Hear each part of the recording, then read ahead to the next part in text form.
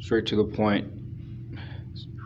Glock 19 inside the waistband. Pegasus holster. If you're in a budget, this is a good holster. Got this from Midway USA, and I did some modifications.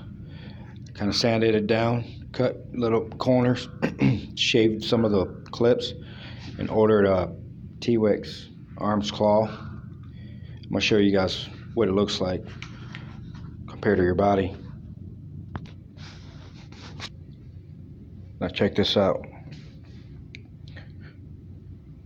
It's real close to the body. Now I see another video on YouTube with the Pegasus holster. They were complaining about it was too bulky.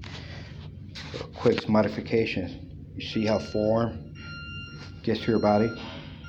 I'm not a skinny person. I'm like a 180. Got a little gut. And some modifications.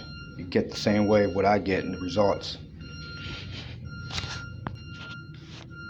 Check this out.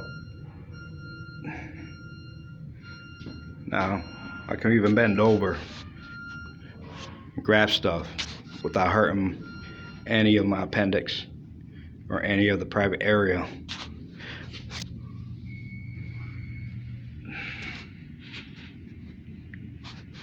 Pegasus holster, Glock 19.